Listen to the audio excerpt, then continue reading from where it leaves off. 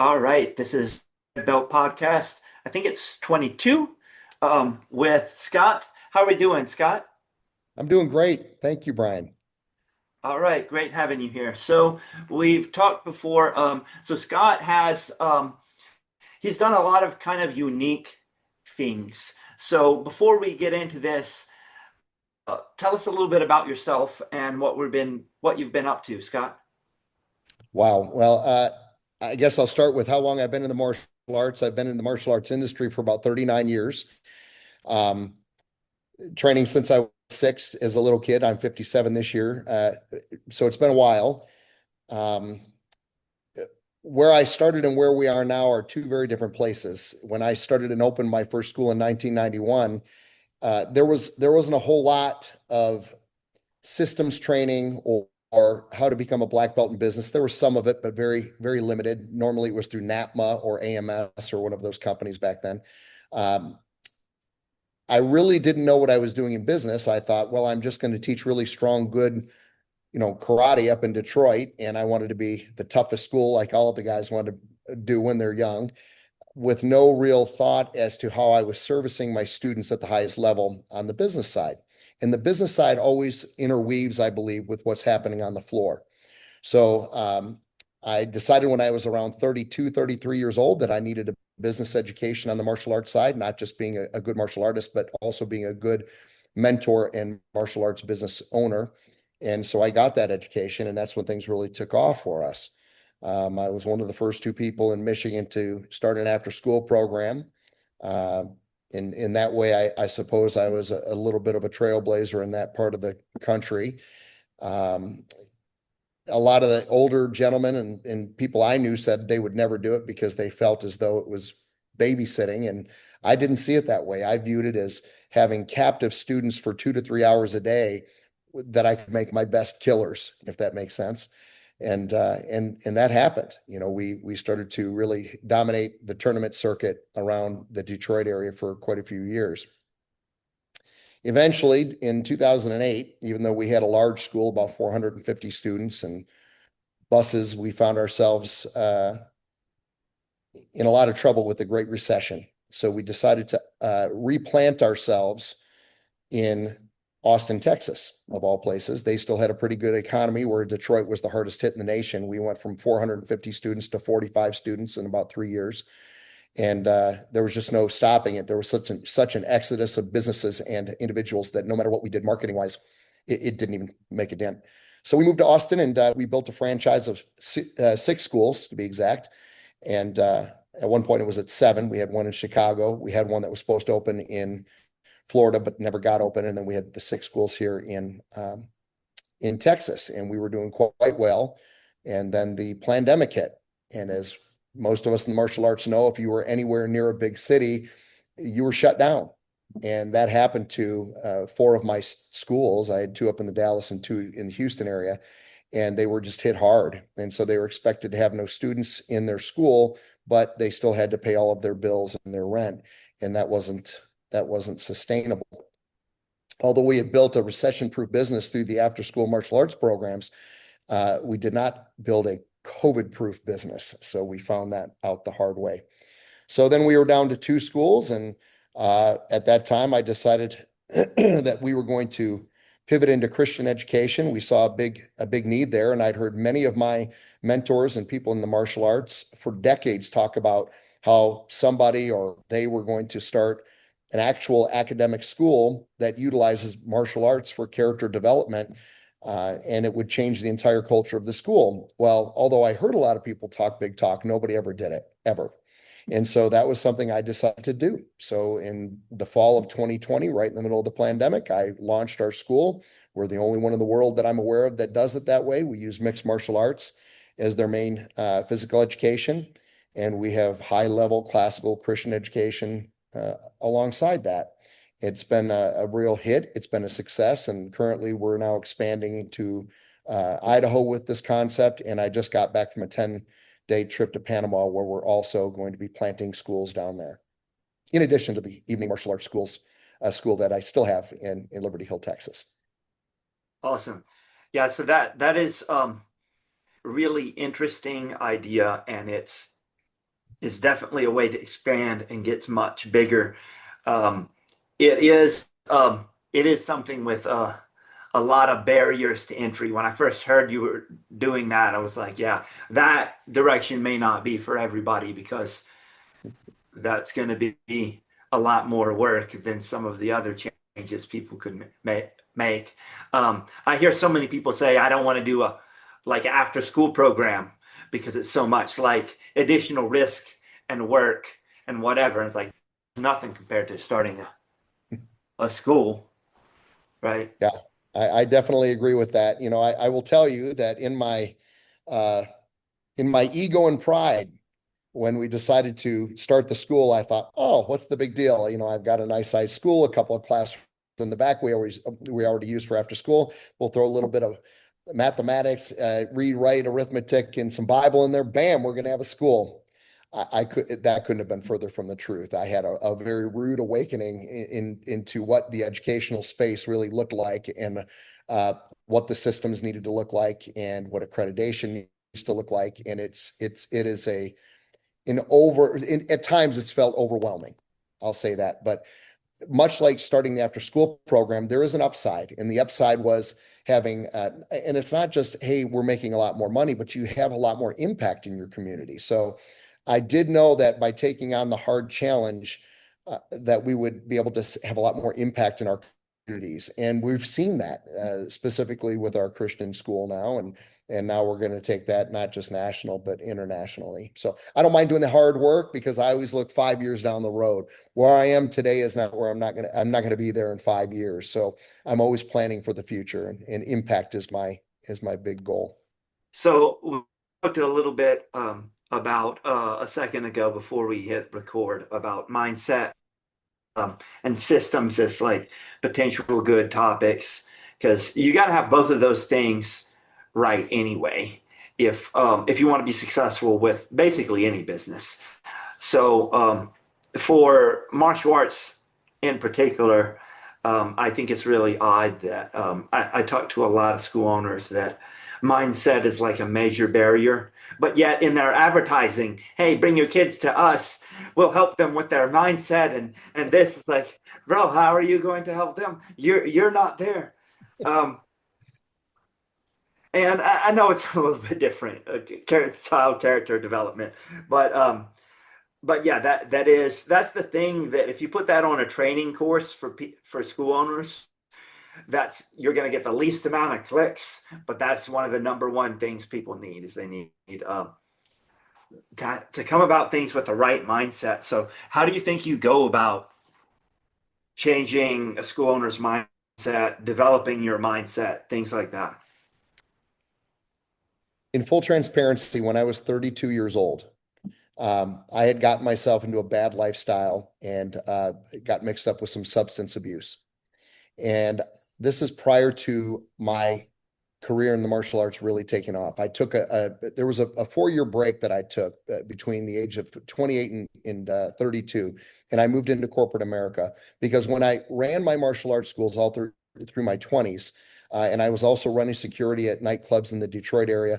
So that was how I was supplementing my income because I couldn't make enough money to truly live from just my martial arts because as I mentioned, I didn't have a black belt in business. I didn't know what I was doing on the business side. Nobody I was running with had that information. So I moved into I went to work for a company called CompuWare in Detroit. It was the largest software company at that time. This was 1999 to 2003-ish. Um, I worked my way up through corporate America and then found myself in charge of the Nordic region. And I was based out of Stockholm, Sweden for a period of time. That corporate environment really helped to shape me. And when I came out of that and I came back to the US, it was during the time in the early 2000s. I don't know if you're old enough to remember or not, but there were hundreds of thousands of software engineers being laid off during this time after Y2K was finished. And I was part of that. So when I came back, there was no work, and I ended up getting into a bad situation, and um, I was recovering from that. One of my best friends had given me a CD series for those old enough to remember what CDs are. by Tony Robbins. It was called the Get the Edge series. And he was a high performance lawyer and an attorney, was the best man at my wedding. He said, look, I know you're trying to get your head right and get yourself back on track. I think this would be helpful. So, man, I studied that stuff daily, like every single day. I listened to those CDs, I did the work. And I got to tell you, Brian, that it was the hardest thing I ever did, learning to speak differently, learning to think differently, because that just doesn't happen for people. You actually have to practice new scripts in your head of how to think.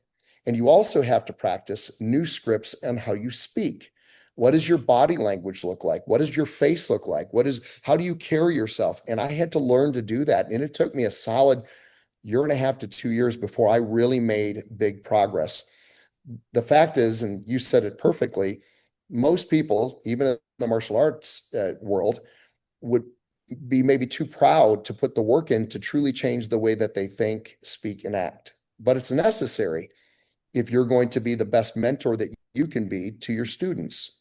We always preach in the martial arts that we should be lifelong learners, but that also applies to us as instructors. So I don't know. I think that I don't know if that answered your question, but I think putting the work in and changing the scripts in your head and practicing the things that come out of your mouth, uh, that's the practice. No different than you would practice a kata or a form or some sort of a roll flow in the jujitsu or something. You have to practice those things to make them second nature. Yeah, I've heard Tony Robbins talk at Funnel Hackers Live. In other words, I haven't been to his event, but I've heard him speak. So I haven't, it's probably different being in his full immersion events or listening to like in-depth stuff. But I've heard, however it was long it was, hour, 2 hour, maybe more, whatever he had in his speaking assignment. And I've heard him several times, and he's given the same talk every time I've been there. And it's kind of like, hey, control your energy because that controls everything. And it's just like, hey, get up, move, um, things like that. And it's like, and if you're not in the right headspace to receive it, it's kind of like, hey, you do that one time, and then you just go back to what you were doing before. And it's like maybe you feel good during that thing, like, hey, yeah, that was fun. I got to see Tony. I did the thing. Yeah, that was energetic. He brought the energy. I had a good time. Where's the next thing? Because it does seem like it's you know say honestly, even with me, is I've taken a lot of things from a lot of those events, but it's easier for me to take, hey, here's a new strategy for ads, or here's a new type of funnel building, or here's a new this or this marketing technique. Just like in martial arts, hey, here's a new armbar or choke, or here's a new whatever, than it is, hey, we're going to redo your mindset. Like, so I've listened to a lot of mindset speakers, but I don't really even know exactly how I would set up the schedule, like a training program to do the work myself. Like, and I've probably been to more of this stuff than most people. So if somebody wants to do the work, how do they even go about that?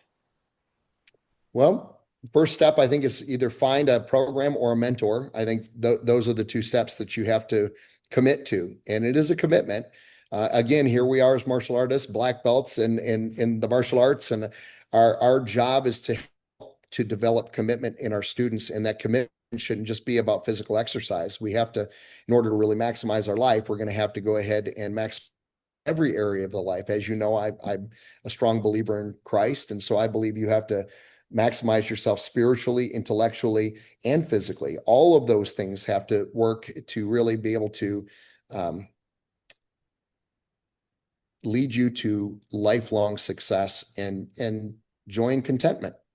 You only have one of those three things going, it's almost like you're driving with a flat tire.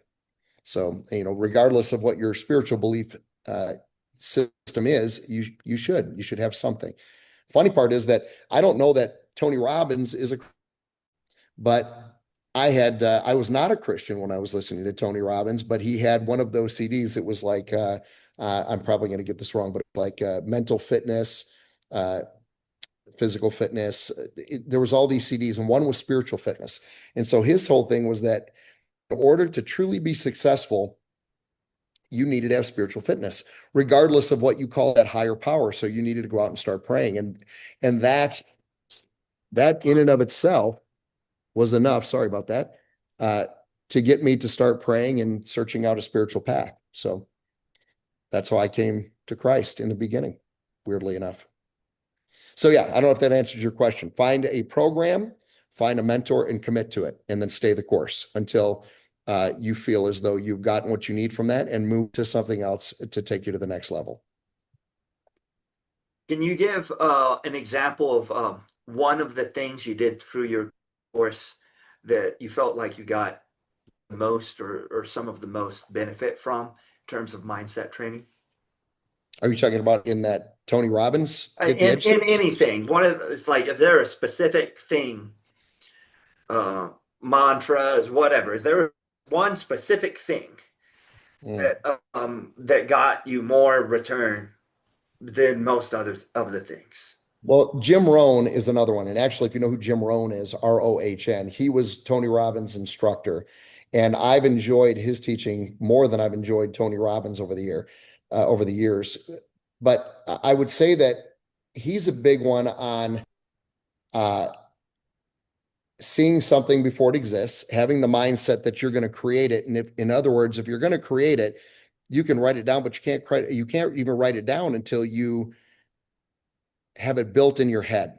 You know, he talks about taking somebody to his new home where he's building it and showing them where the fireplace is and exactly how it's going to be designed, and taking him to the restroom and showing him the big in the master bathroom, you know, what the shower is going to look like when it's all finished. So he says, can you build the house before it actually exists? And the answer is yes. And I think that's how we have to control our mindset. You know, that goes for me, that starts with a practice of going out and walking every day and clearing my mind, having my prayer time, having some mantra time where I am actually, I'm a guy using mantras. I think those are important to um, keep your head in the right space.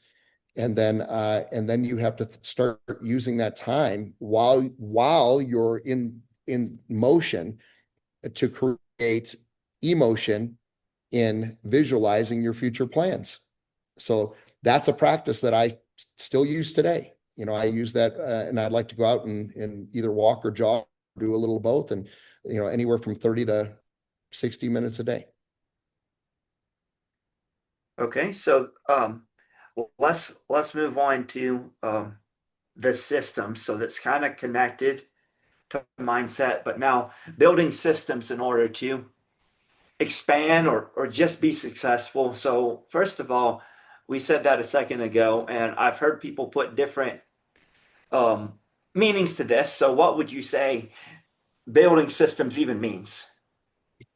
Well, obviously, it would mean that you're not just doing everything on a whim. I remember when I first learned the martial arts, or learned that I was going to be teaching the martial arts and learning how to teach the martial arts. Uh, you would go in and you'd have gold belt all the way up to black belt in sometimes the same class, or you might have, you know, white belts through green belt all in the same class. So here you are having to teach 3, 4, 5 classes at one time at different levels. And so the systemization wasn't there. And you know, you were running around like a chicken with your head cut off. Also, at that time, let's say in the early to mid 90s, outside of flyering and putting in an expensive Yellow Pages ad, there wasn't a whole lot of other things that people were doing. So having systems for marketing, birthday parties. Now, of course, we've got the new Yellow Pages is Google ads and Facebook ads, but not just hope and pray marketing, putting an ad in a newspaper and hoping that you're going to bring people in. Systemizing everything. You have to write out exactly what your goals are going to be, and then what is the system to get them there. So, okay, if I want to bring students in, I can't just hope and pray, and every time I see somebody tell them how great the martial arts are and hope they enroll. I have to put marketing out there. I have to do promotions. I've got to be in person at places, sharing our martial arts experience with people on site, bringing them in the door, giving them a trial class, and then having the closing all prepared. And so if I'm not there, my program manager can do it, or one of my instructors can do it. And that's the beauty of systemization. It shouldn't just be a one-man show, and it shouldn't be about you. You should have systems for all of these things so that your employees can come in who work with you and those future school owners, so they know exactly how to do the same job that you do. So on this one, do you got the same answer, or how does someone go about setting up systems? Well, there's a great book, regardless of whether you're in the martial arts or a different business. I was told 10 years before I read it to read the book. It's called The E-Myth Revisited, and it's a story about the importance of systems. It's a fictional story, but it's a fictional story that shows you what systems you need to business. And had I read that book when I was told about it 10 years prior, I would not have hit all of the potholes in the road that I hit. But I was stubborn and thought I knew it all, and I never took the time. But I would say that reading that book would be a good place for you to start to learn about systems and how to set them up. And then what was the other part of your question? That was I think that was the question, is how would they start? Yeah, Someone I think that's start a great building. book to start with. That's an easy answer. E-Myth Revisited. So when I've went to tons of training on business training, and I man, I feel like what the industry standard for systems has rapidly changed. Maybe not for mindset. That's probably a little bit closer to what it was before. I don't know. I'm super researched on that. It seems like that maybe hasn't moved as much, but business systems and martial arts, how people do things now, maybe not the idea of making systems, but even so, I've only had my school for 12 years, which is a long time for some people, not so long for you. Um, but since when I first got it, the way like the industry standards seemed a lot different than they are now. Um, and I didn't even know about some of them. And you rewind 20 more years, it was very different than then. And it seems like now we're on the cusp. Maybe I just see different stuff because I have a software company. It seems we're on like the cusp of a lot of people remaking their systems. And I'm remaking systems for Red Belt and trying to make those sort of things people can easily install into their gym. And things are becoming more and more tech centric with AI and other things like that. Um, how do you feel about like, should most of the systems just be automatically set up with technology? Is it or is it okay to outsource to a third party company? I don't do stuff like this, but I've heard of schools are like, hey, we do your calls, we do all this stuff for you, so you can just do what you love and teach, and that's inviting offer. But what do you feel? Is there side effects to something like that of outsourcing a lot of your systems? There were problems with outsourcing that back in the mid 90s, to be fair.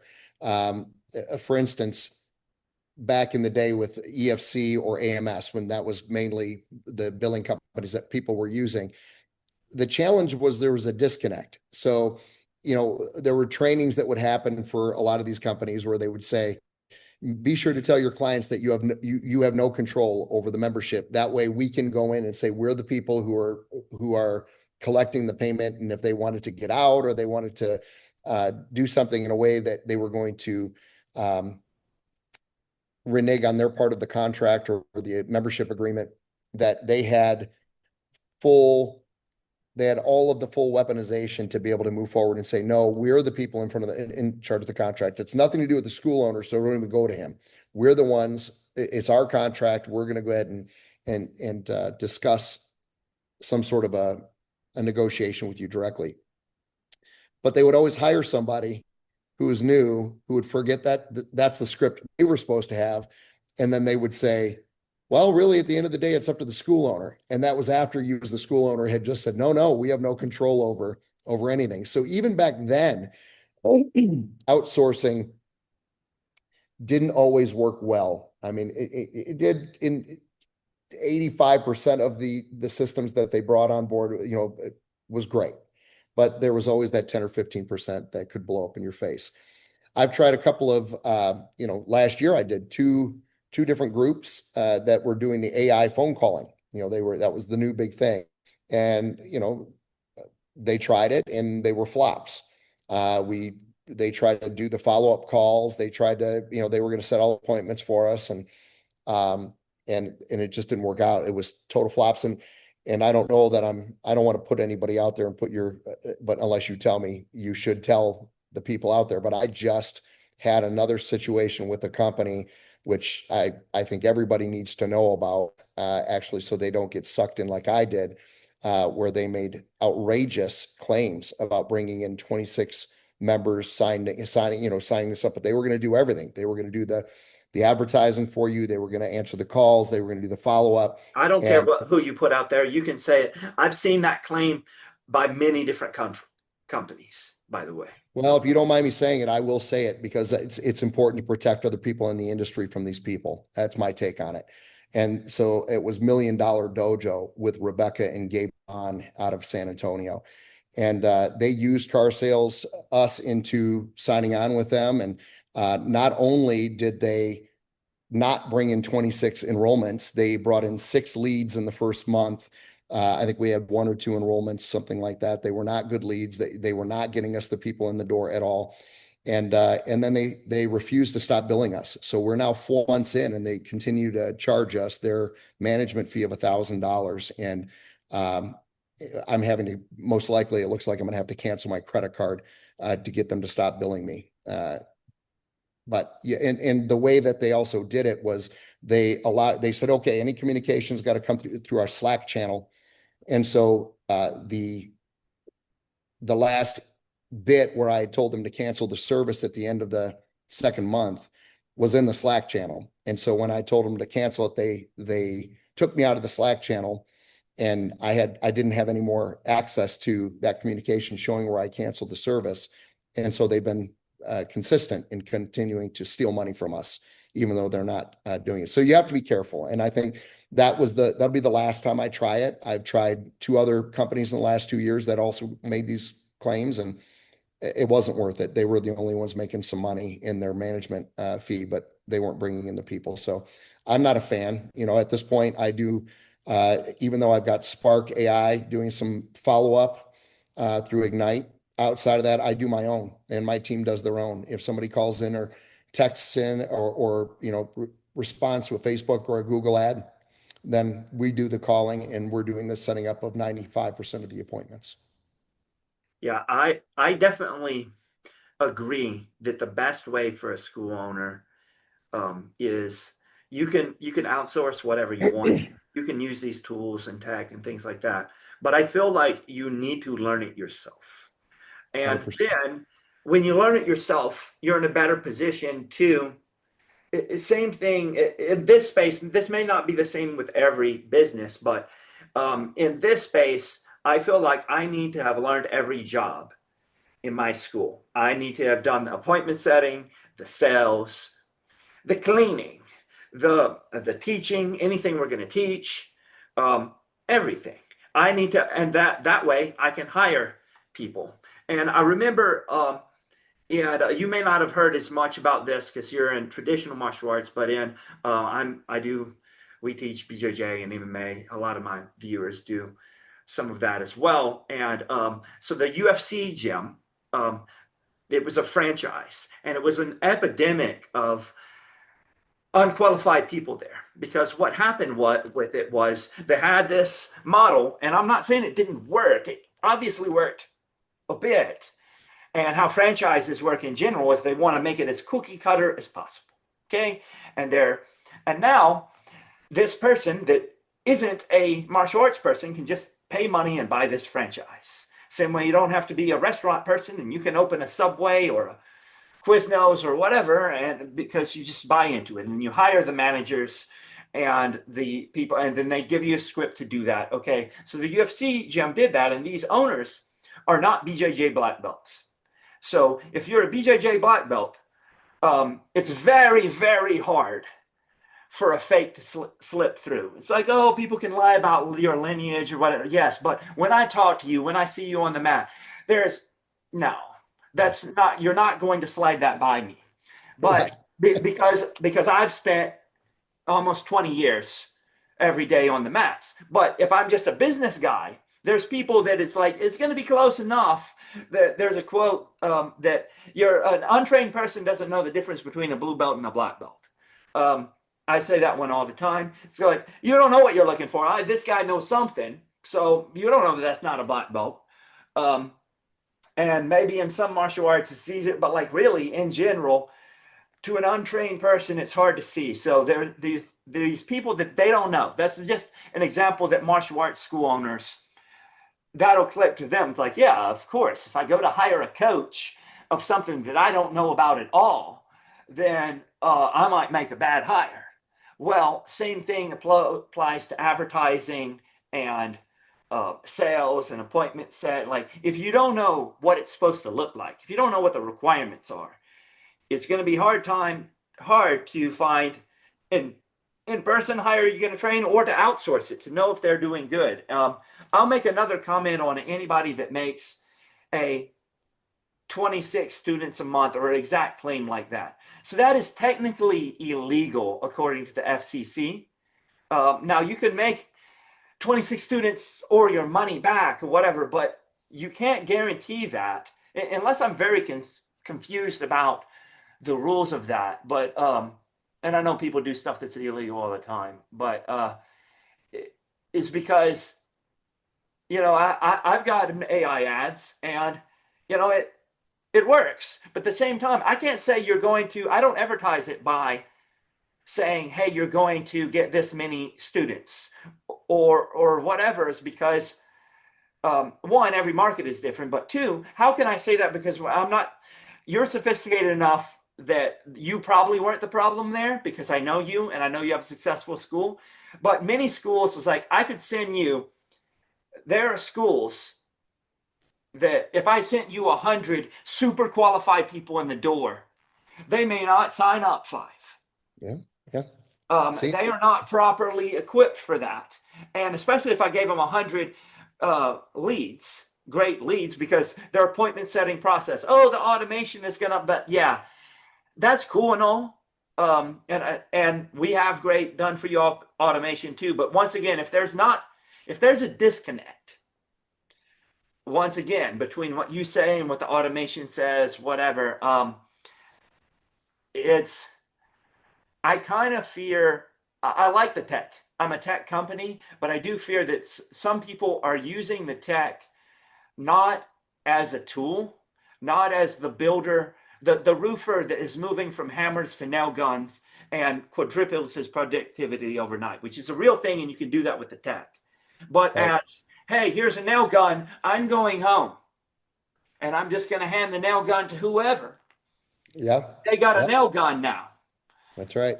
And so it's like, hey, if you properly train the systems, like you could train someone to use the nail gun, and then you can run multiple crews and stuff. And same thing with that with the martial arts school. You can properly train people to use these tools. And I do think, in terms of the AI calls, I'm experiencing. That's not available to my customers yet. I am experimenting with it. I think there might be something there, at least for inbound. My thought is like, I think at least if we have it, instead of going to voicemail, it goes to that, and they can set the appointment rather than nobody answers. I probably can have something that beats voicemail. And so Maybe. Yeah. I think you're right. I think it probably does beat voicemail, but somebody on the other end of that warmth of a person always beats AI. And I think that's what we've seen. So as long as you can answer your phone or somebody's answering your phone, that's the number one way you can do that.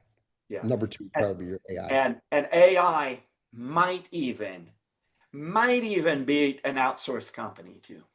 Mm, Maybe. Once again, I'm testing this now myself. It's not yeah. available for customers, but I think it might be a tool to use because so many of they're going to these services where somebody else answers their phone and it's a VA in another country. And yeah, I mean, the AI might randomly say something wild. It's getting better at that. It might randomly say something wild, but so might um, Hashesh from wherever. Then when he answers, like, and he quit because he found a better paying job, and whoever took his place, and it's their first day, and they're whatever, and they're answering your call, and you don't know anything about that, and you don't know what their training Right. is, and Yeah. that's who you've given a very, very important part of your business to. And at least in Red Belt, it would all be recorded.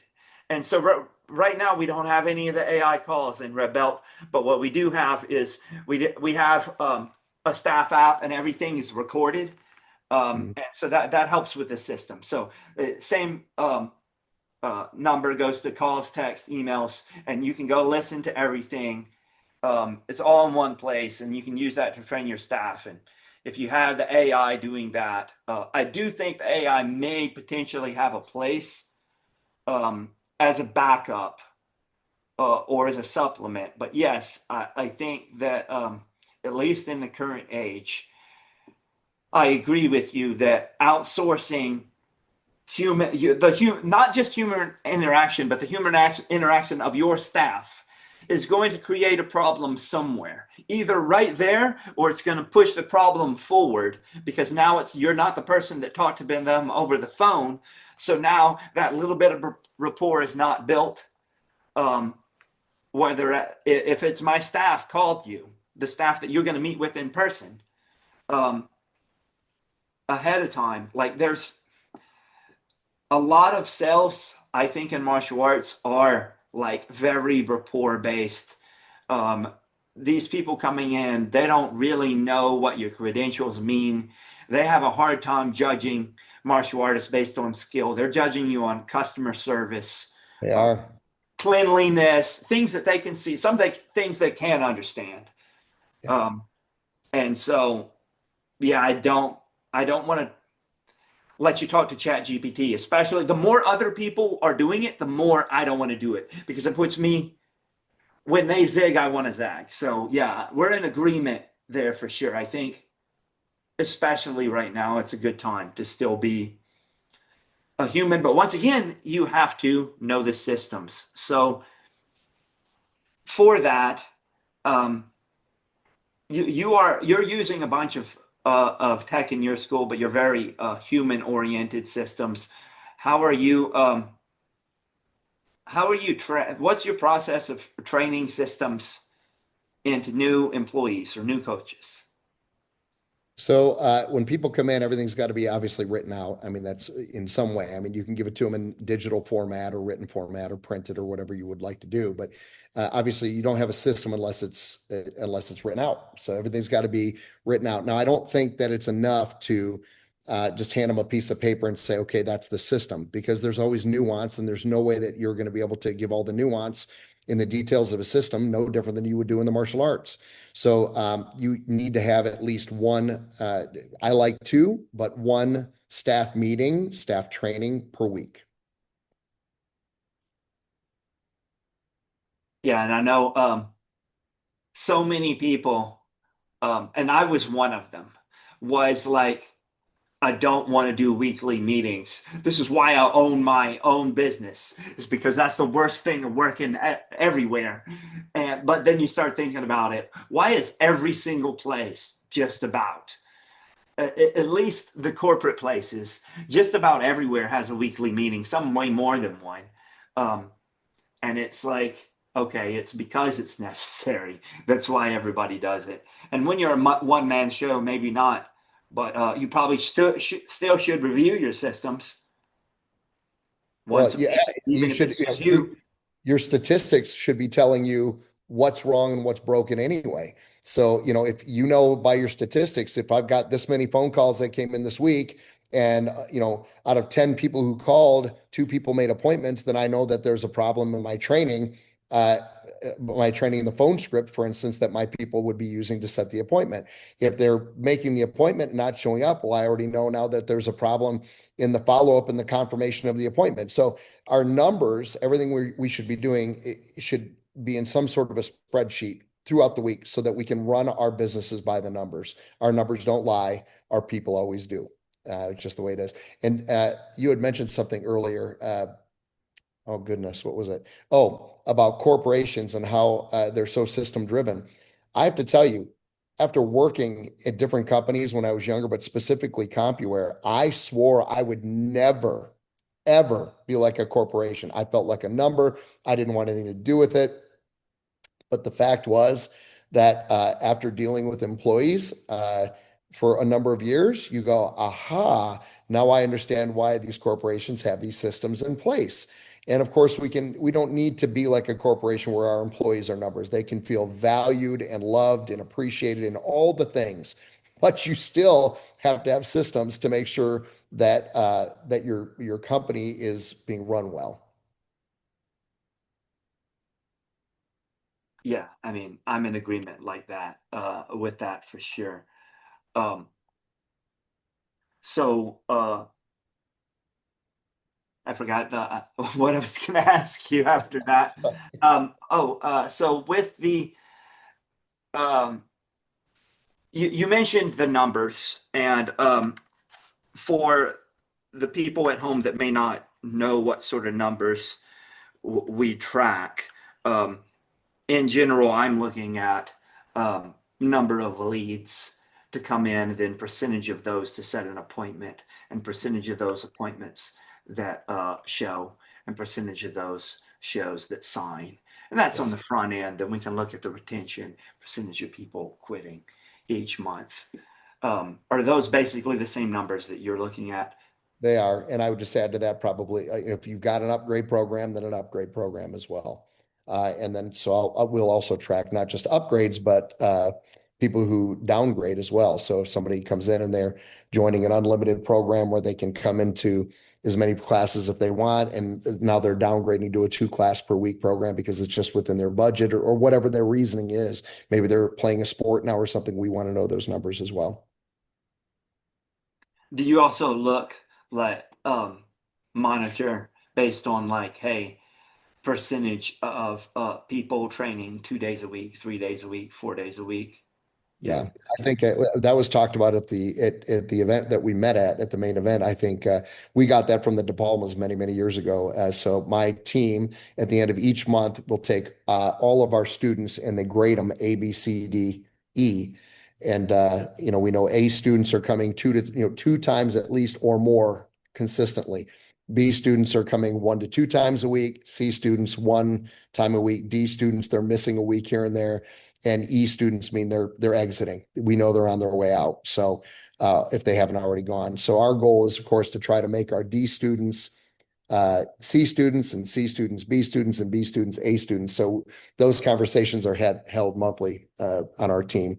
So what do we need to do to re-engage these people? What do we need to do to tweak our systems? What special events, how do we engage this child a little bit more or make sure that this parent is getting the MIA calls that they need? People also, I mean, I'm sure everybody should be doing it now. That's doing the missing in action calls or whatever you call them. Those things are so important. And when people don't do them, then your clients just feel like a number. They don't feel like they're valued.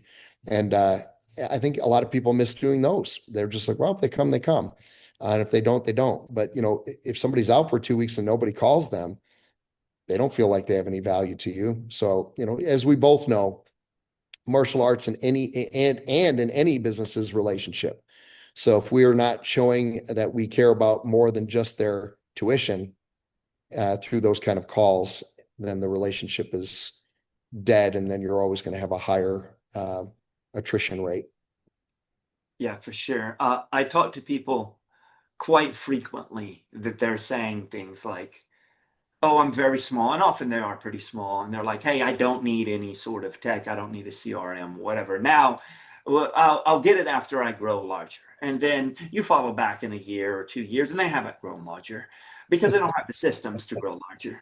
And one of the things is like they believe that, hey, especially you'll take somebody, some people don't realize how many students they're even working with because everything's all on the big yellow sheet. But okay, so you've got 25 students. Maybe you can keep track a little bit in your head, but even at that number, I think you'll make these mistakes without systems.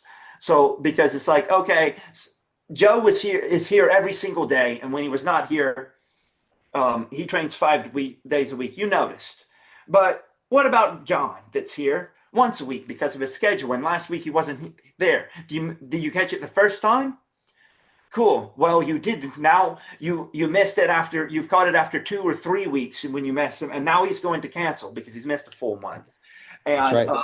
you did not get ahead of it. So that's just so easy to do with if you don't use any tech in your system. So we were talking about a second ago with like I definitely agree. Write it down, train a person, meet. But if you don't lean on any tech, then your systems have to be sophisticated to an degree, like they did in the 1960s before there were tech with the best schools. That if you're not as cheap as you can get some tech now, there's no way. If you tell me you're not using that, you're also not doing that from the 1960s. You're not doing the card, like no way. So if you're not buying a CRM, you just aren't doing it because you don't think you need it because you're too small. So you're always going to be too small That's right. because you haven't done the things that's required to get big.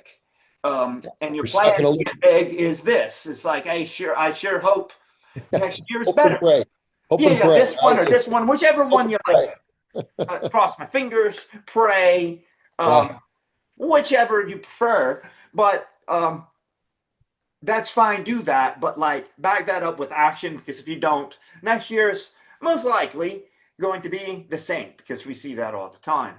If sure. you keep doing what you've always done before, you'll get the results that you've always had before. That's Um, right.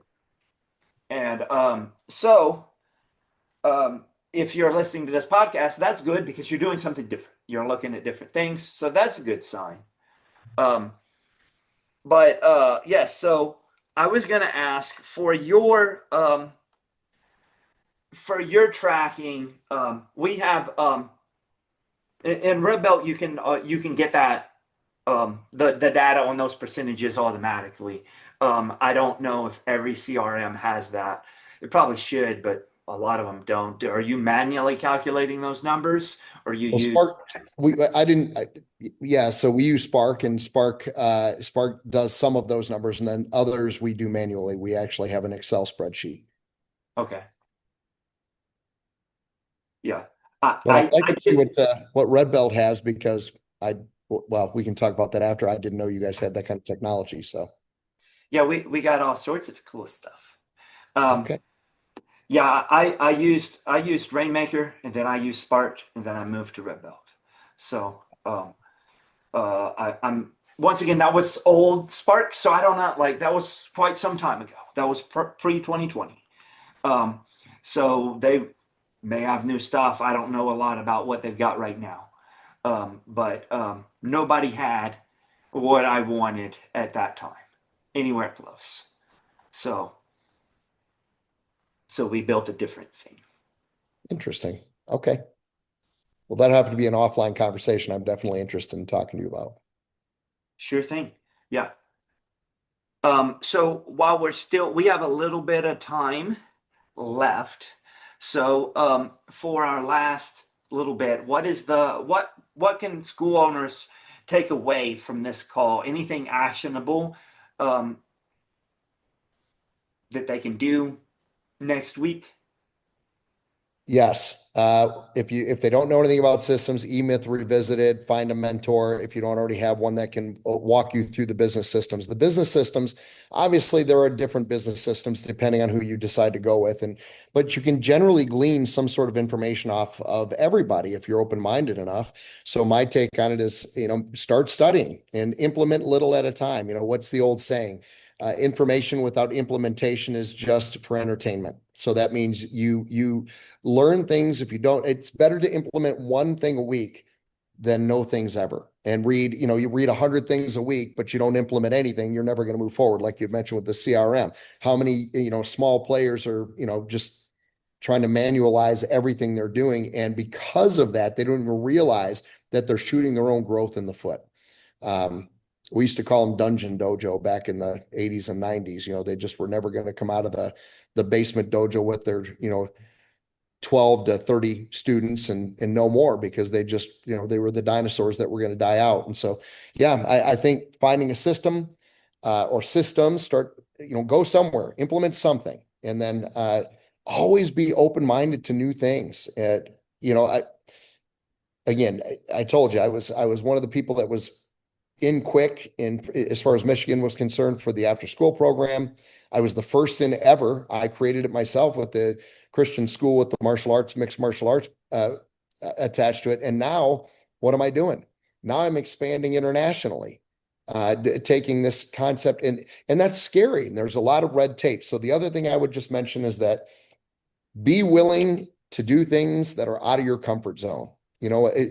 When a lot of these martial arts guys we know first came into the dojo and had to put on the little funny white pajamas, a lot of them might have felt, especially adults, tend to feel maybe a little weird about it. Like, it's new, they got to put a white belt on, and they got to be a beginner, but they're stepping in and doing something that's out of their comfort zone. So I think that's my final thing. I would just say, don't just stay open-minded. Figure out how you can jump on and be a trailblazer and create things, much like it sounds like you're doing with Red Belt. Go out there and do something. Implement, learn, grow, develop, and create. Maybe that's what I'll leave it with. Yeah, I will say that as much as it seems like you may have gotten burned for some companies recently, I've been burned, but I don't see it as burned, because personally is I've invested some money some places, and I didn't get a huge return immediately, but I learned something every single time. And I've done business with maybe not the newer companies, but almost every one of the mastermind companies that I knew about, all sorts of these different companies. And I like the saying, and you can disagree with it if you want, but it's like, it's better to be a sucker than a skeptic, because I like it. these people are so worried about saving a little bit of money that I'm not saying don't do your due diligence and don't like, but you're so worried that you're stuck, that it's better to be a sucker to like, hey, I've lost so much money, lost, but I don't even see it that way. It's like, hey, did I learn anything from this though? And usually yes, right? Usually yes. And and I'm able to keep moving rather than being stuck in the whole, well, I don't know if this is going to work. It may not work. And it's like, well, you're in business, you're an entrepreneur. Probability of success is not going to be 100%. And so when they're like, we will 100% get you 26 students, like nobody's 100% doing anything. Nobody's 100% doing anything. That's why the FTC doesn't allow that. Well, I'd be interested, because it wasn't anything they put in writing. It was just in the sales presentation, but it was the sales presentation over and over and over. So, this is what we're doing. This is what we're getting for our other schools. This is it. And I told them when they told me this, specifically Gabe, I said, you are either the best kept secret in the martial arts, or you guys are the biggest liars in the martial arts. Well, we found out who they were. Well, I mean, Yeah. there's definitely people that have gotten somebody 26 students, Yeah. and I've signed up over. I've signed up, man, what, 45 students in a month. Oh, as have I. Sure.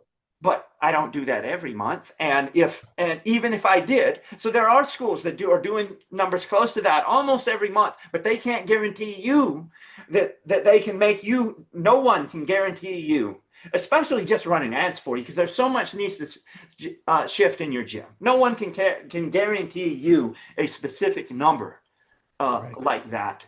That said, um, a seven-figure gym is possible. Of course. I I used to know have. that because I've seen one in Biloxi, Mississippi, to Yep. California, like very small cities. Cities of like 11,000 people. I've seen them doing for real, Yep. like seven figures, for real. Yep. So it's definitely possible, but you can't. Oh no, I pay somebody $1,000 a month and they didn't make me $1 million. Like no, probably not. Right? Right. Probably not. Um, but there are things you could get that might be valuable for you that you can incorporate. Just continue to build the knowledge yourself. That's why I have a podcast on this that's free, because everybody's like, well, this thingy is so expensive. I don't know. They say that, like, okay, this is free, and then go out and to these different things with an open mind, and just like, I don't go just like a martial arts seminar. People go to martial arts seminars, at least in jiu-jitsu, and it's like, hey, maybe I'll get something, maybe I won't. But as I'm moving, like even if I don't get something that day, being around the successful people, doing the things later, like I don't feel like I wasted any seminars. I didn't waste any business seminars or masterminds either. That Yep. uh, Absolutely. maybe I didn't get immediate return that day. Maybe usually I did when I put the work in, when I was motivated. I think Implementation. most of these systems will work. There's a whole bunch of different ones. I think most of them will work if you implement and you put in the work. Um, Yes. Even the ones I don't like so much, most of them will still work. Yeah. I agree. I agree wholeheartedly. All right. Thanks so much for coming in. Scott, if anybody is interested in reaching you, is what do they do? Is that possible? Do you Yeah, have of things that you course. put places that they should see? Yeah, 100%. So first of all, Brian, I just want to thank you for having me on your podcast. That was a real honor. In any way that I can help anybody, I'm always trying to. So if they'd like to get more information on anything that I do, they're more than welcome to reach out to me. I'm going to give my they can reach me at info at vortex, VORTEX, MMA.com. Info at vortexmma.com. Or they can, of course, call me, and they can call us at the school at 512-688-0445. And, uh, and of course, if I'm not in, then I'll get the message, and then happy to call them. Okay, awesome. Thank you so much. Thanks for Uh, having me today, Brian.